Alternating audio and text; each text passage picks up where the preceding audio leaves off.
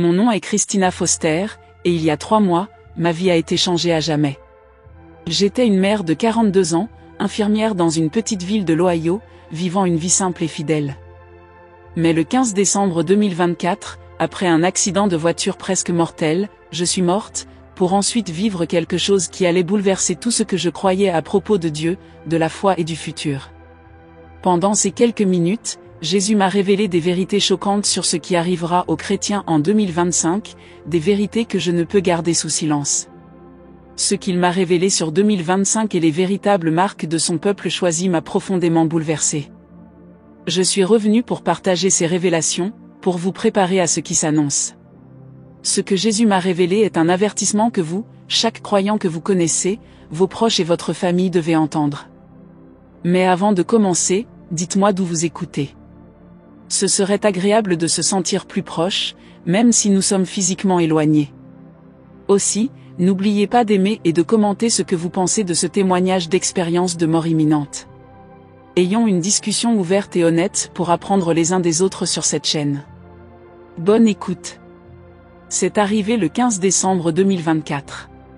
Ce soir-là, il neigeait abondamment, les routes étaient glissantes, la visibilité était mauvaise, et j'étais épuisé après un quart de travail de 12 heures. Je me souviens avoir pensé que j'aurais dû appeler mon mari pour qu'il vienne me chercher, mais je ne voulais pas le déranger. Cette décision a failli me coûter la vie. Alors que j'approchais l'intersection près de notre maison, ma voiture a glissé sur une plaque de verglas. J'ai totalement perdu le contrôle. La dernière chose dont je me souviens, ce sont les phares aveuglants d'un camion venant en sens inverse, le bruit terrifiant du métal broyé contre le métal, puis, le néant. Ce qui s'est passé ensuite me semble encore plus réel que la vie que je mène aujourd'hui. Quand j'ai quitté mon corps, il n'y avait pas ce tunnel de lumière dont j'avais entendu parler. À la place, je me suis sentie m'élever, légère, au-dessus du chaos de la salle d'urgence. Je pouvais voir les médecins s'affairer frénétiquement sur mon corps brisé, entendre leur voix appeler mes signes vitaux en chute libre, voir mon sang sur leurs gants, mais je ne ressentais ni douleur, ni peur. Juste un étrange détachement paisible. Puis soudain, tout autour de moi s'est estompé, et je me suis retrouvé ailleurs dans un endroit que les mots peuvent à peine décrire. Je me tenais dans un lieu qui semblait fait de lumière elle-même. Non pas une lumière aveuglante, mais une lumière chaude et vivante, comme si elle était consciente et me connaissait entièrement. Et puis il était là, Jésus, debout devant moi. Je l'ai reconnu instantanément, même si son apparence n'était pas exactement comme les peintures et images que nous voyons dans les églises. Sa présence portait une autorité et un amour si puissants que je suis tombé à genoux. Ses yeux étaient emplis de compassion, mais aussi d'une intensité telle que j'ai senti qu'il voyait à travers moi, jusqu'aux profondeurs les plus secrètes de mon âme. « Christina, dit-il, et sa voix résonna dans tout mon être. Je t'ai amené ici parce que le temps est court, et mon peuple doit comprendre ce qui s'en vient. Tu retourneras pour partager ce que je vais te montrer, surtout concernant l'année à venir. » Alors qu'il parlait, j'ai réalisé que des visions apparaissaient tout autour de nous, des scènes de personnes de toutes origines, de toutes nations.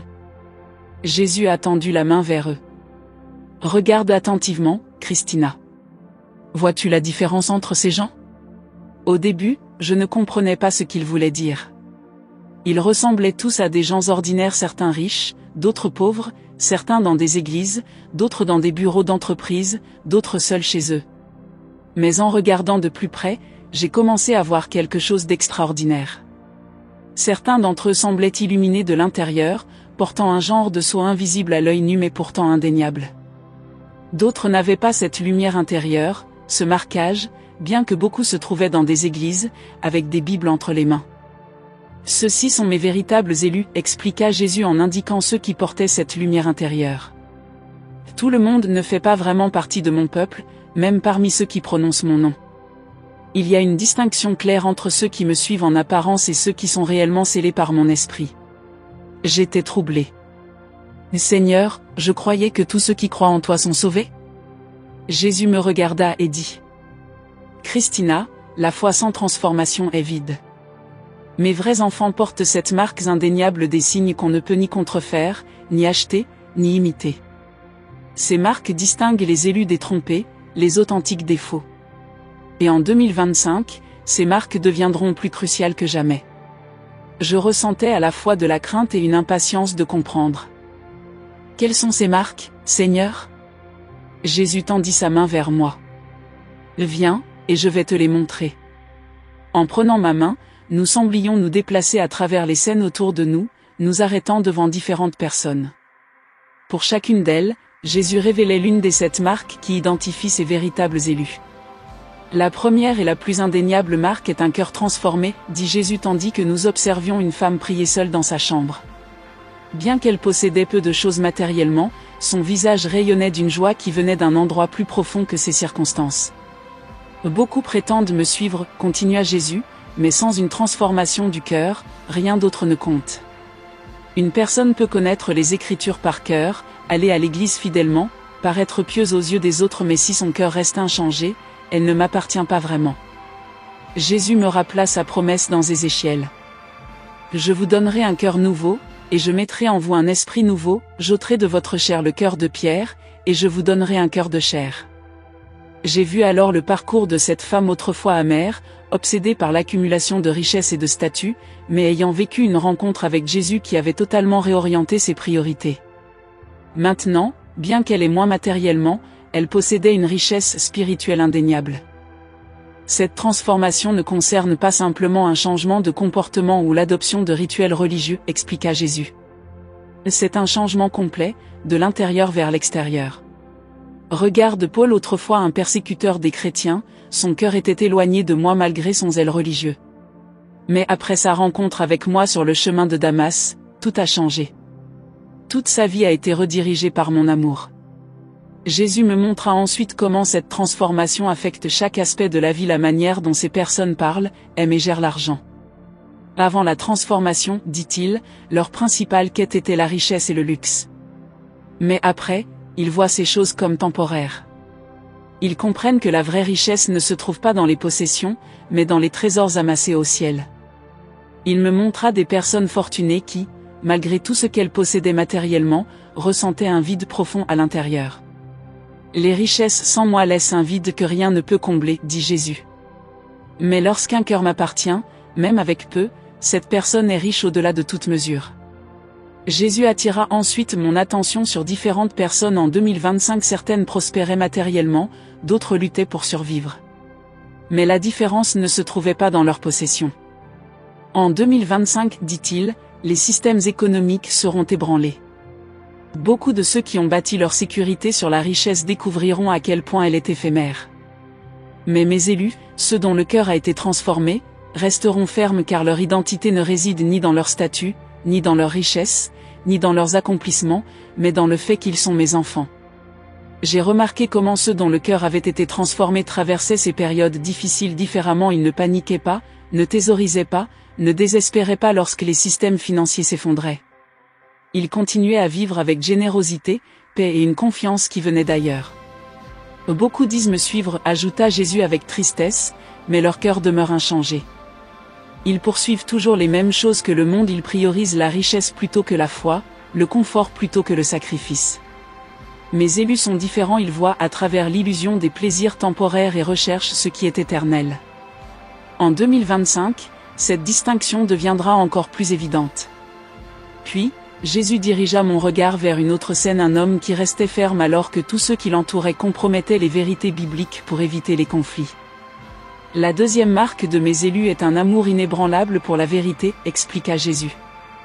Il existe une différence fondamentale entre ceux qui entendent la vérité avec désinvolture et ceux qui l'embrassent avec conviction. Beaucoup prétendent me suivre, mais quand ils sont confrontés à des vérités difficiles, des vérités qui remettent en question leur confort, leurs ambitions et leur style de vie, ils se détournent. J'ai vu des scènes de 2025 se dérouler sous mes yeux, une pression croissante pour compromettre les valeurs bibliques, accepter des enseignements contraires aux Écritures, tout cela sous prétexte d'inclusivité et de progrès. Beaucoup d'églises et de croyants cédaient sous cette pression, réinterprétant les Écritures pour les aligner avec les exigences culturelles. En 2025, dit Jésus, cette pression s'intensifiera. Ma parole prévient qu'un temps viendra où les gens ne supporteront plus la saine doctrine, au lieu de cela, ils rechercheront des enseignements qui s'alignent sur leurs désirs, choisissant le confort plutôt que la conviction. Ce temps est maintenant arrivé des enseignements qui placent le « moi » au-dessus de la soumission à Dieu, la richesse au-dessus de la sagesse, le confort au-dessus de la sainteté. Jésus me montra comment ses véritables disciples, ses élus, restaient fermes dans la vérité même lorsque cela leur coûtait des relations, des opportunités et l'acceptation sociale. Mes élus ne compromettent pas la vérité, car ils comprennent que la vérité n'est pas juste une idée, c'est une personne. Je suis le chemin, la vérité et la vie. Rejeter la vérité, c'est me rejeter. Il me rappela l'histoire du jeune homme riche venu chercher la vie éternelle mais reparti triste lorsqu'il lui demanda de vendre ses biens. Il aimait sa richesse plus qu'il n'aimait la vérité, expliqua Jésus. Il voulait le salut, mais pas au prix de son confort. En 2025, beaucoup feront face à des choix similaires entre s'accrocher à ma vérité ou préserver leur confort, leur acceptation sociale et leur sécurité financière. Jésus me montra comment ces élus ne reculaient pas lorsque la vérité les confrontait. Quand Dieu leur demandait de lâcher prise sur quelque chose, ils obéissaient. Ils ne demandent pas « Combien puis-je gagner ?» mais « Combien puis-je abandonner ?» dit Jésus. Ils sont prêts à renoncer à tout ce qui rivalise avec leur dévotion envers moi. Les scènes changèrent à nouveau, et Jésus dirigea mon regard vers des personnes traversant diverses épreuves, maladies, difficultés financières, persécutions, rejets. La troisième marque de mes élus est la persévérance à travers les épreuves, dit Jésus. Beaucoup pensent que me suivre devrait leur apporter des bénédictions immédiates, la richesse et le confort. Mais j'ai dit à mes disciples, dans ce monde, vous aurez des tribulations, mais prenez courage, j'ai vaincu le monde. Remarque bien que je n'ai pas dit que vous pourriez avoir des tribulations, j'ai dit que vous en aurez. Mes élus ne sont pas épargnés par les épreuves, ils sont fortifiés à travers elles. Jésus me montra comment, en 2025, les épreuves s'intensifieraient pour les croyants, instabilité économique, exclusion sociale pour ceux qui défendaient les valeurs bibliques, voire persécution officielle dans certains endroits. Cela révélera qui me suis vraiment et qui ne fait que prétendre le faire, dit-il. Il me rappela l'histoire de Job, qui perdit tout mais refusa de maudire Dieu. Ce qui distinguait Job n'était pas ce qu'il possédait, mais sa réaction quand tout lui fut enlevé. Il refusa d'abandonner sa foi, et à la fin, je le restaurai et le bénis encore davantage. Jésus expliqua que les épreuves se présentaient sous de nombreuses formes: instabilité financière, rejet, trahison, persécution, mais que ses élus ne lâchaient pas prise. Ils comprennent que la souffrance n'est pas vide de sens. Chaque épreuve a un but, je l'utilise pour les purifier, pour distinguer la foi véritable de la foi contrefaite, pour les fortifier afin qu'ils deviennent inébranlables. J'ai vu comment certaines personnes suivaient Dieu seulement lorsque tout allait bien, fidèles quand leur compte bancaire était rempli, leur santé robuste, leur vie confortable, mais qui se détournaient dès que les difficultés arrivaient. C'est la différence entre ceux qui sont vraiment élus et ceux qui ne le sont pas, dit Jésus. Les élus restent fidèles non pas parce que les circonstances sont faciles, mais parce que leur foi est réelle. Jésus cita Jacques 1h12. Heureux l'homme qui endure l'épreuve, car après avoir été éprouvé, il recevra la couronne de vie que le Seigneur a promise à ceux qui l'aiment. C'est la récompense de la persévérance, expliqua-t-il. Ceux qui endurent, qui ne flanchent pas, qui s'accrochent à la foi même lorsque tout s'écroule autour d'eux. Il me rappela Daniel, arraché de sa maison, forcé de vivre dans une terre étrangère, entouré d'une culture idolâtre, mais qui ne compromit jamais sa foi, même face à la fosse aux lions. Et voici une vérité puissante, ajouta Jésus. Les épreuves sont souvent le signe que vous êtes vraiment élu. L'ennemi n'attaque pas ceux qui ne représentent aucune menace. Si vous faites face à des oppositions et à des épreuves incessantes, ce n'est peut-être pas parce que vous êtes oublié de moi, mais parce que vous êtes mis à part par moi. Jésus me montra ses élus en 2025, confrontés à une hostilité croissante, mais restant fermes. Le monde enseigne que la richesse, le luxe et la réussite sont les objectifs ultimes, dit-il, mais mes élus comprennent que la véritable richesse ne se mesure pas en argent, mais en foi. Ils ne recherchent pas la prospérité temporaire, ils poursuivent la gloire éternelle.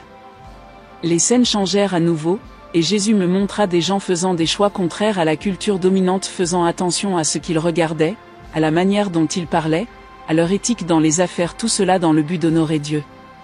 La quatrième marque de mes élus est un désir de sainteté, expliqua Jésus. Mes élus ne cherchent pas simplement à être de meilleures personnes, ils veulent être mis à part. Ils aspirent à être purs, différents, à vivre d'une manière qui me plaise, peu importe ce que le monde fait. Il cita une Pierre 1, 15-16. Mais, puisque celui qui vous a appelé est saint, vous aussi soyez saints dans toute votre conduite, car il est écrit, soyez saints, car je suis saint. Ce n'est pas une suggestion, c'est un commandement, souligna Jésus. La sainteté n'est pas facultative pour mes élus, c'est une caractéristique essentielle. Il me montra comment, en 2025, l'écart entre les valeurs de Dieu et celles du monde se creuserait encore plus. Beaucoup pensent qu'il suffit de croire en moi pour pouvoir vivre comme ils veulent, dit Jésus. Mais mes élus comprennent que la foi sans obéissance est vide. Ils ne recherchent pas la sainteté par peur du châtiment, mais par amour pour moi. Jésus me montra comment la véritable sainteté transforme tous les pensées, les paroles, l'emploi du temps, et même la manière dont ses élus gèrent la richesse et la réussite. La sainteté ne signifie pas se retirer du monde ou rejeter tout ce qui y est présent, expliqua Jésus. Joseph, Daniel, Abraham, tous étaient des personnes d'influence et de richesse, mais ce qui les distinguait n'était pas leur possession, c'était leur engagement à rester pur dans un monde corrompu. Il me rappela l'histoire de Joseph, qui passa de l'esclavage à un poste de gouverneur en Égypte, avec accès à l'argent, au pouvoir, au luxe, mais quand il fut confronté à la tentation de la femme de Potiphar, il s'enfuit. Pourquoi ? Parce qu'il comprenait qu'aucun pouvoir ni plaisir ne valait le prix de compromettre sa sainteté devant moi. En 2025, je vis comment la sainteté devenait de plus en plus coûteuse. Les croyants se retrouvaient isolés, faisant des choix qui les séparaient du monde, refusant certaines pratiques que la culture célébrait. Le monde dit aux gens de rechercher le plaisir, de courir après la richesse, la réussite, l'indulgence, dit Jésus, mais mes élus ne sont pas guidés par leurs désirs, ils sont guidés par mon esprit. Jésus insista sur le fait que la sainteté ne consiste pas seulement à éviter le péché, mais à rechercher activement la justice. Mes élus ne se contentent pas de rejeter ce qui est mauvais, ils s'accrochent à ce qui est juste. As-tu déjà ressenti que tu ne correspondais plus à ce monde, que ce qui te satisfaisait auparavant ne le fait plus ? C'est la marque de quelqu'un que je transforme, je te mets à part, je te rends différent. En 2025, cette différence allait devenir encore plus visible. Pour le monde, la sainteté semble être une restriction, expliqua Jésus, mais pour mes élus, c'est une liberté, la liberté d'être libéré du péché, du poids du compromis, de la culpabilité d'une dévotion tiède. Les scènes changèrent encore, et Jésus me montra des gens en profonde prière, certains dans des églises, d'autres en voiture ou au travail, mais tous en constante communion avec Dieu. La 5e marque de mes élus est une vie de prière puissante, dit Jésus. Mes élus ne sont pas seulement des gens de foi, ils sont des gens de prière, pas une prière quelconque, mais une prière qui déplace les montagnes, qui change les atmosphères, et qui fait descendre la volonté du ciel sur la terre. Jésus me montra comment, en 2025, la prière deviendrait encore plus essentielle alors que la guerre spirituelle s'intensifierait. Mes élus ne voient pas la prière comme un simple rituel religieux ou une solution de dernier recours, ils la voient comme leur lien vital avec moi. L'Écriture commande de prier sans cesse, cela ne signifie pas passer des heures à répéter des mots, mais vivre en communication constante avec moi. La prière ne doit pas être juste une action que tu fais, mais une partie intégrante de qui tu es. Il me montra comment les plus grands hommes et femmes de la Bible étaient des personnes de prière. Daniel priait 3 fois par jour, même en risquant sa vie. Élie pria, et le feu tomba du ciel. Anne pria, et son ventre stérile fut ouvert. Moi-même, je me retirais constamment pour prier. Si moi, le Fils de Dieu, avais besoin de prière, combien plus en as-tu besoin ? Jésus insista sur le fait que ses élus ne prient pas uniquement pour obtenir des bénédictions matérielles. Ils ne voient pas la prière comme une transaction, je prie pour obtenir plus d'argent, plus de succès, plus de confort. Non. Ils prient parce qu'ils aspirent à ma présence. Ils savent que la véritable richesse ne se mesure pas en argent, mais en intimité avec moi.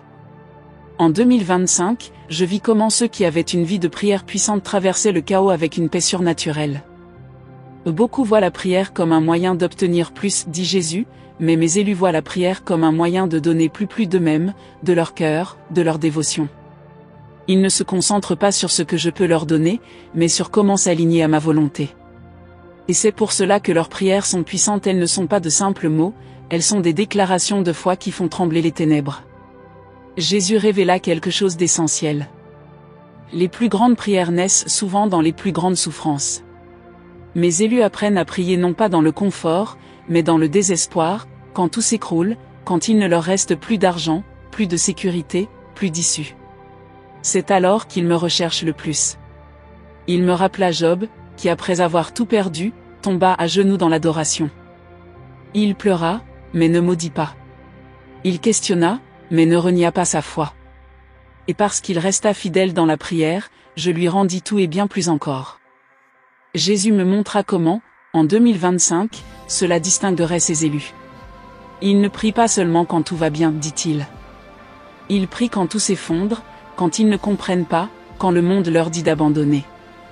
C'est cela qui rend leur foi inébranlable. Jésus insista sur le fait que la prière ne se limite pas à changer les situations, elle change ceux qui prient.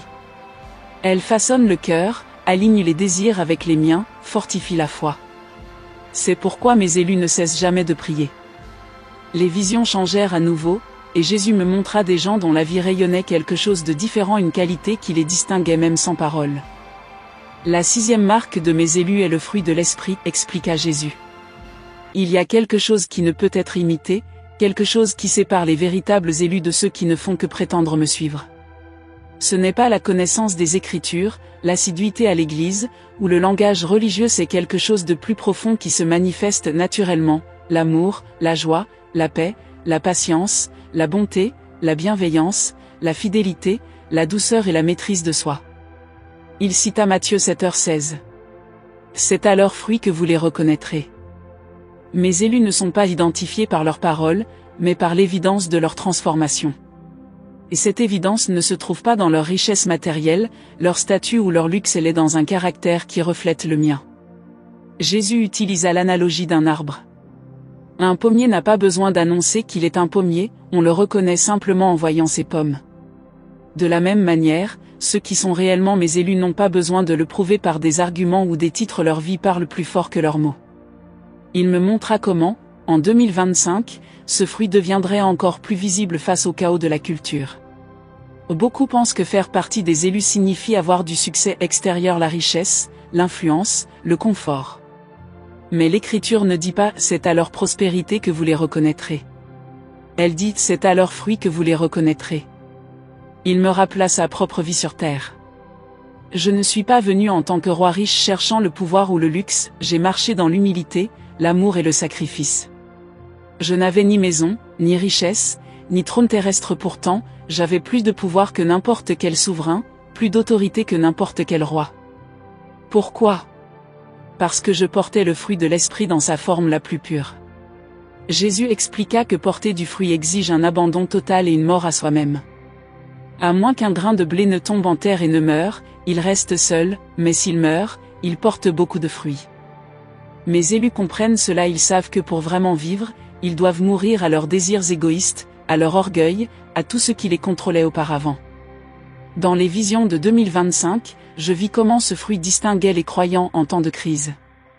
Lorsqu'ils s'abandonnent totalement, dit Jésus, quelque chose de magnifique se produit, ils aiment d'une manière qu'ils n'auraient jamais cru possible, ils trouvent la joie même dans la souffrance, ils marchent dans la paix alors que tout autour d'eux est en chaos, ils deviennent patients, bienveillants, fidèles. Ils ne se contentent pas de croire en moi, ils deviennent la preuve vivante de ma présence par leurs actions. Enfin, Jésus me présenta la 7e et dernière marque. Les visions autour de nous semblaient devenir plus intenses, plus urgentes. La 7e et dernière marque qui distingue mes élus est le sceau de Dieu, dit Jésus.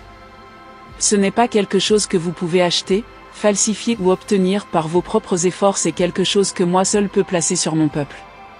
Il cita Éphésiens 4h30. N'attristez pas le Saint-Esprit de Dieu, par lequel vous avez été scellés pour le jour de la rédemption. Ce sceau n'est pas visible, mais il est indéniable, une preuve qu'une personne m'appartient, mise à part pour quelque chose de plus grand, portant une identité éternelle qui ne peut être effacée. Jésus me montra comment, à travers toute l'histoire biblique, Dieu a toujours marqué son peuple Israël dans l'Ancien Testament, les croyants avec le Saint-Esprit dans le Nouveau Testament, et dans les derniers jours, un dernier scellement qui séparera les enfants de Dieu du monde. Ce sceau n'est pas pour tout le monde, souligna Jésus. Il n'est pas donné à ceux qui prétendent simplement croire, mais à ceux qui vivent dans l'obéissance, marchent dans la foi et s'abandonnent entièrement à ma volonté. Beaucoup veulent les bénédictions d'être élus, mais peu sont prêts à en payer le prix. Il me montra des visions de 2025 où les lignes spirituelles étaient tracées plus clairement que jamais auparavant. Le monde s'éloigne de plus en plus de moi, les gens courent après la richesse, la réussite, le luxe, croyant que ces choses leur apporteront la sécurité. Mais à la fin, seuls ceux qui sont scellés par moi resteront debout, seuls ceux qui m'appartiennent vraiment persévéreront. Il précisa que ce saut ne concerne pas une religion ou des règles à suivre, il concerne une relation. C'est une question de me connaître personnellement, de marcher avec moi chaque jour, d'être rempli de mon esprit, de vivre selon ma volonté. Mes élus ne mettent pas leur confiance dans l'argent, les possessions ou les accomplissements, ils me font confiance à moi seul. Leur véritable richesse ne réside pas dans ce qu'ils possèdent, mais en celui à qui ils appartiennent. Jésus avertit que porter ce sceau ne signifiait pas être exempté des épreuves. En réalité, l'ennemi attaque encore plus ceux qui portent cette marque. Mais aucune attaque, aucun défi, aucune tempête ne pourra enlever ce que j'ai placé sur vous. C'est pourquoi mes élus marchent avec assurance, ils n'ont pas peur, car ils savent qu'ils m'appartiennent, ils ne se compromettent pas, car ils sont mis à part, ils ne recherchent pas l'approbation du monde, car ils portent l'approbation du seul qui compte réellement. Dans la vision de 2025, je vis une séparation claire se produire, ceux qui étaient scellés par Dieu tenaient ferme, tandis que les autres étaient emportés par la tromperie, la peur et le compromis. Le temps arrive où la différence entre mes élus et les autres sera indéniable, dit Jésus. Ce jour-là, il n'y aura pas de terrain neutre, soit vous serez scellés par moi, soit marqués par le monde. Jésus réunit alors toutes ces révélations et me montra comment les 7 marques fonctionnaient ensemble pour identifier ses véritables disciples. Un cœur transformé, un amour inébranlable pour la vérité, la persévérance dans l'épreuve, le désir de sainteté, une vie de prière puissante, le fruit de l'esprit et mon sceau. Ces marques ne peuvent être falsifiées, elles sont le résultat d'une vie entièrement abandonnée à moi. Avec urgence, Jésus ajouta. En 2025, la séparation entre la vraie foi et la fausse s'accélérera. Les systèmes économiques seront ébranlés, les pressions sociales contre la vérité biblique s'intensifieront, et la guerre spirituelle atteindra un niveau sans précédent. Beaucoup qui pensaient être solides dans leur foi découvriront qu'elle était bâtie sur du sable. Mais ceux qui m'appartiennent vraiment, ceux qui portent ces 7 marques, ne feront pas que survivre, ils deviendront des phares d'espoir dans un monde de plus en plus sombre. Jésus me regarda et dit : Christina, tu vas retourner maintenant. Dis-leur ce que tu as vu. Avertis-les que le temps est court. L'année 2025 sera un tournant décisif, pas la fin, mais un moment clé où la distinction entre le blé et l'ivraie deviendra plus visible. Et dis-leur qu'il n'est pas trop tard pour s'examiner, pour s'abandonner totalement, pour porter ces marques qui identifient mes véritables disciples. Avant que je puisse répondre, je me sentis attiré en arrière, éloigné de sa présence, à travers un tunnel de lumière et de sensations. La dernière chose que j'entendis fut sa voix. Souviens-toi, Christina, ces vérités ne sont pas seulement pour toi. Elles sont destinées à préparer mon peuple pour ce qui s'en vient. Je revins brusquement à la vie sur le lit d'hôpital, surprenant l'équipe médicale qui travaillait sur moi. La douleur de mes blessures m'envahit immédiatement, côte cassée, poumons perforés, hémorragie interne. Mais plus forte encore que la douleur physique était l'urgence accablante de ce que je venais de vivre. Ma convalescence fut difficile. Je passai des semaines à l'hôpital, suivies de mois de rééducation physique. Mais tout au long de ma guérison, la vision ne s'estompa jamais. Au contraire, elle devenait de plus en plus claire, plus pressante dans mon esprit. Dès que je le pus, je commençai à partager ce que Jésus m'avait révélé, d'abord avec ma famille, puis avec mon pasteur, puis avec tous ceux qui voulaient écouter. Certains rejetèrent mon expérience comme une simple hallucination causée par le traumatisme ou les médicaments. D'autres écoutèrent poliment mais sans vraiment y croire. Mais il y en eut de plus en plus nombreux qui entendirent mon témoignage et sentirent le Saint-Esprit confirmer ces paroles dans leur cœur. Aujourd'hui, 3 mois après mon accident, je suis encore en train de récupérer physiquement. Mais spirituellement, je n'ai jamais été aussi vivante, aussi sûre de mon but. Je partage ce témoignage non pas pour effrayer qui que ce soit, mais pour vous préparer. Jésus m'a montré 2025 non pas pour créer de la peur, mais pour susciter une prise de conscience. La question n'est pas si ces choses arriveront, la question est: serons-nous comptés parmi ces véritables élus lorsque cela arrivera? Je vous exhorte à vous examiner à la lumière de ces 7 marques. Portez-vous l'évidence d'un cœur transformé? Aimez-vous la vérité même lorsqu'elle est inconfortable? Persévérez-vous à travers les épreuves sans perdre la foi? Désirez-vous la sainteté dans un monde corrompu? Menez-vous une vie de prière puissante? Votre vie porte-t-elle le fruit de l'esprit? Et surtout, portez-vous le sceau de Dieu? Le temps est court, et 2025 est déjà là. Mais il n'est pas trop tard pour s'abandonner totalement à Jésus, pour le laisser imprimer ses marques en nous, pour devenir véritablement élus. L'invitation est ouverte à tous, mais le chemin est étroit.